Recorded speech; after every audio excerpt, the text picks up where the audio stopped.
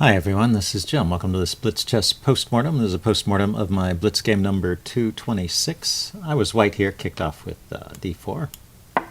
And we got into a Nimzo-Indian, so knight f6, c4, e6, and knight c3, allowing the Nimzo-Indian. Knight f3 is the common way to avoid it, and bishop b4.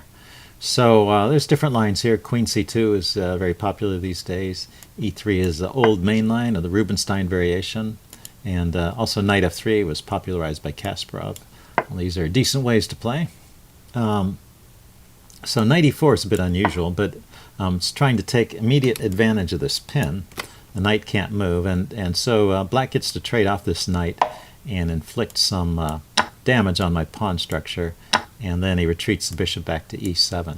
So black wasted a bit of time compared to more standard ways of playing the opening, so there's a slightly bigger than usual opening advantage to white in this position, but we're out of the opening book. Let's look at the notation page. But anyway, there's nothing to be really afraid of. It looks like black is still in decent shape. He can castle, he can play d6, e5 as he does in the game, or he can go straight for d5 and he can get his knight into the game. So I play e4 and he goes d6. And knight f3 just doing some regular development. Bishop d3, knight d7. And now at this point in the game I was wondering about the move e5, which looks like it is playable, but castles is also a move here, which is what I played instead. Thing about e5 is it opens up this diagonal for the bishop and keeps it open, whereas when I don't play e5, then my opponent can play e5 and shut down the bishop on this diagonal. So after e5, though, he can take. And things are a bit messy here. Say I take with the knight, knight takes, and pawn takes, and I've got this threat of taking on h7, but he can cover it this way. And so I still have an advantage, but my pawn structure is kind of a mess. But I have a lead in development and open lines for my pieces. So little bit something for both sides here, I guess. I decided to castle first. And he played e5, shutting me down, so shutting down this diagonal. So I went for bishop a3, looking to play the move c5. It's interesting that c5 is a playable move right away, which I didn't notice during the game. And there's a kind of a clever trick here, which is after c5, the way I was calculating, I was figuring he would take, I would take, he would take, and I'm just losing a pawn. But the trick is, after he takes, you don't take back on the c-pawn, you take the e-pawn. So you don't lose a pawn, and you get the doubled e-pawn, but you have extra central influence, and this is a pretty decent position for white. So that would have been a way to play and open up a few more lines for my bishop. Okay, so I went bishop a3 first, intending c5 later, and he plays b6 to shut it down completely. Okay, so I have to come up with another plan, and I decide, putting a rook opposite the queen is probably a good idea.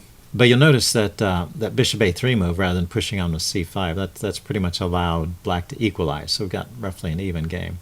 So, but he makes a mistake on his very next move and lets me have what I was looking for. He trades off this pawn, and now I can push ahead with e5.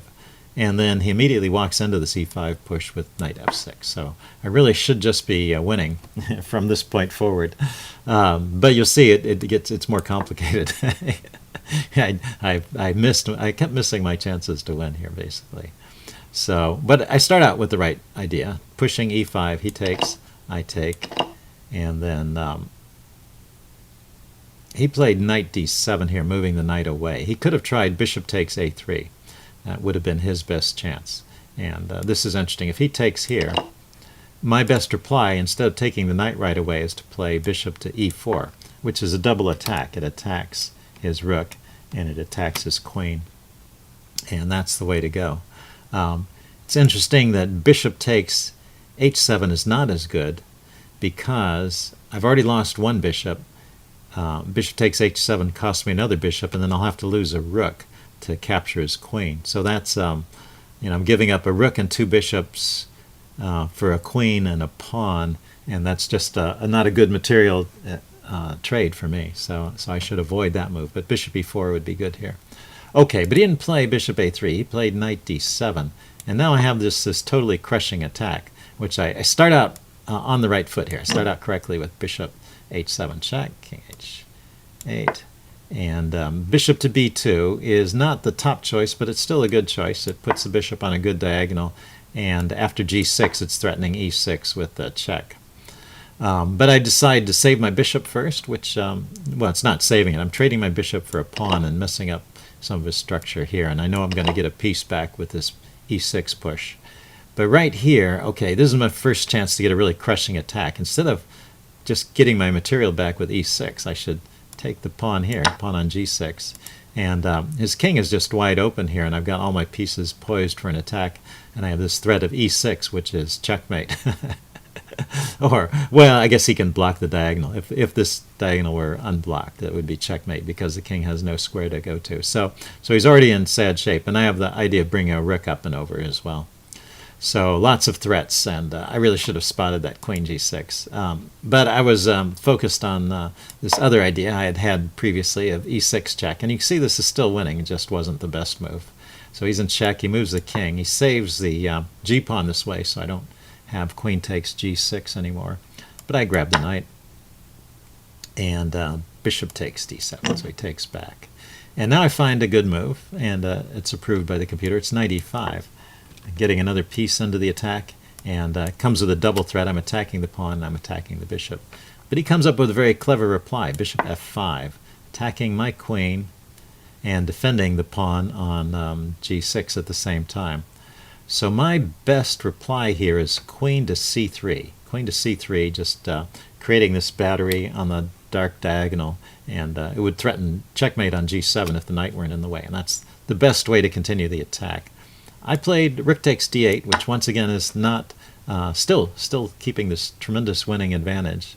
He plays bishop takes c2, grabs my queen, and now here's my chance. The winning move here, if you want to cover up the screen and try and guess it, this is a nice tactics quiz. What's the winning move for white? Cover up the right-hand side of the screen where Houdini is giving the answer away. Okay, I'm going to tell you the answer now. The answer is rook to d7, and it just creates this pin on the bishop that's really hard to deal with. So he can defend it for a little bit. Say he brings this rook over to defend, but you can add to the pressure. You can play bishop to a3 or knight to c6, knight c6, say, and now he's just losing the bishop. If he keeps trying to defend it, say like with this piece. You have bishop a3 or rook e1. Looks like rook e1 is the best way to keep attacking. You can just put more force on that bishop than he can escape with. Yeah, I guess than he can counter with. In this position, after bishop a3, he can take it and you just win the exchange. Whereas with rook e1, you win the whole piece. And there's just no saving that bishop now. There's no other piece that can come and defend. And if it moves away, you lose. Black will lose a rook. So that was the winning move I missed right here. White's turn to move. I could have just played rook. Could have played rook to d7, pinning the bishop and winning, pinning and winning. So instead, I traded my rook. Instead of winning a piece, I just traded it off. And now look at it's just the normal kind of opening advantage. So, and actually later on, black gets an advantage. So. It's important to put your opponent away when you get the chance. And I recognized right away it was a bit tricky because, I couldn't take his bishop because he had the threat of checkmate here. And even after I create some space for my king, he blocks it with the bishop. So I could have played f3 here maybe. But rook e1 is the recommended move. Bishop c3. Okay, I played h3. I just wanted to create some more space for my king, and now after rook d2, it's pretty much an even game. But for some reason, he didn't take my pawn. I thought that was the whole point of this rook d2 move. It's a skewer, hitting my bishop and hitting the pawn behind it, and I don't have a way to defend him. I can't move my rook here because the bishop is covering that square. So I move my bishop out of the way, and he could take that pawn, but instead he decides to trade rooks. So this is still a very tricky position. I'm pawn up, but you notice it's my advantage is not a pawn. That's because black has a bishop pair here on a wide open board. They're very strong, so difficult to play. bishop to b1, going after my pawn, a4, and now he can, once again, if he wants to win the pawn, he can play a5 and bishop to c2 to win the pawn. But he played bishop to c2 first, which allows me to play a5. So just a little more thought from Black's part, and he definitely would have been able to draw this. And now we went bishop c5 check. I bring my king towards the center. I don't want my king getting trapped over here. And notice that he can't check me because my knight is guarding this square d3. So we went bishop b3, putting pressure on this other pawn. And I exchange off my a pawn and then bring my king towards the center where the action is going to be. And he goes a5. And so now the theme of the game is, how do I stop this passed pawn? And it looks like I'm in time to stop it. King d3, a4, and now I play knight c6. It looks like bishop d4 is the best move here, which is kind of an interesting way to play. I was a little afraid of this move. I mean, in principle, I want to trade off these pieces and just win with the extra pawn. But here, I thought I might have to worry about my king being too far away, but it looks like my king is just close enough to stop it. Notice I can't take the bishop because he's going to queen, but my king can stay here, and maybe I can bring my knight around to try and stop the pawn. Okay, so I was bringing my knight in early to play this, to try and defend against that threat of that pawn queening. He pushes, and now I went knight to d4, hitting his bishop, and I was hoping that he would take and just get rid of one pair of pieces, but he played bishop to d1. So I attack it with the king. He goes back to a4, and at least I get my king into closer proximity to the pawn. So I thought I was doing pretty good here. White starts bringing his king in. I get closer to the pawn. White brings his king in. I go here. So finally I've stopped this pawn as long as the light squared bishop doesn't get in here. And now I can think about how to round it up. And so I immediately play the move after king e7. Yeah, I play the move knight b5. And this forces him to take my knight, otherwise I'm going to grab this pawn. And now I come up with a plan. He goes king d6. I come up with a plan of king b3 and bishop b4, and that is completely losing. So this is maybe a second tactical quiz for you. What is wrong with king b3 and bishop b4? Okay, pause the video if you want to think about it. I'm going to go ahead and put it on the board. King b3, the king came forward, bishop b4. So I went ahead and played my plan, and this is completely losing because he can just take that bishop. It's like the situation I just showed you a little while ago. I can never take that bishop because the pawn queens. But if I can't take back, I've just lost a piece for nothing. So I was just giving up my bishop, basically. I was putting it on pre there. I needed to do something different. Maybe in this position, try and maneuver my bishop around something like this as an idea. Anyway, I was lucky and got away with this. He played bishop f2 here, and I push the pawn so it doesn't get taken. Hits it again, push again, take. And somewhere around here I have a winning edge, finally. He goes after the pawn, but I think I can just round up this one. And the evaluation will start to climb as the chess engine thinks about it more and more. Just turns out there's no way for him to stop both of these pawns from queening. There, now you see the evaluation starting to climb. So I played bishop e7, the recommended move by the engine. That's so I can move the pawn forward and have it protected by the bishop. He went bishop f2, protecting his pawn.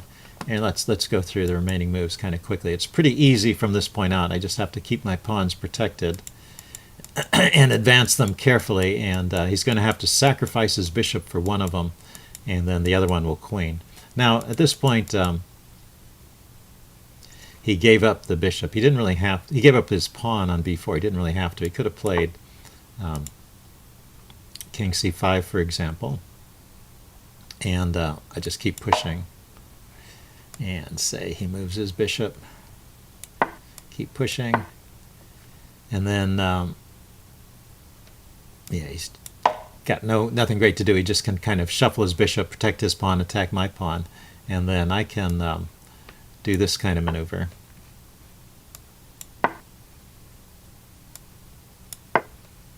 I'll see the point shortly.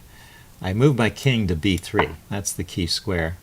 And now his king can't get in here to stop my bishop, so he can grab a pawn, but my bishop is coming to the square c3. And once I've taken command of this diagonal, it didn't draw. There we go. I've taken command of this diagonal. This is a win. If he trades, then this pawn is queening, but if he moves his bishop away, the pawn is queening also. So this is just a win. So that's how you can win this. Basically, it's because his king is out of play over here, trying to hold on to his queenside pawn, and I can win with the other pawn by chasing the bishop off of this diagonal. Okay, so that's one way to win. He played it a different way. He moved his bishop to h8, which allowed me to just take this pawn, and then the game continued like this. He chases my bishop around. I advance both my pawns, and one of them is going to queen. And at this point, I decided I will give up the b pawn here for his bishop. And the only trick you have to watch out for is you have to make sure the queening square for the rook pawn is the same color as the bishop, and you'll see why in a little bit. If it's the wrong color of bishop or the wrong color queening square, then it's a draw with black's king in a good position. So black's king is in the best possible position. But what you can do is you can put your bishop once again on this key diagonal, and his king has no move. He's got to move away, and then this pawn becomes a queen. So my opponent resigned at this point. Hope you guys enjoyed that. Leave any comments you have in the section below, and I'll see you again soon. Bye.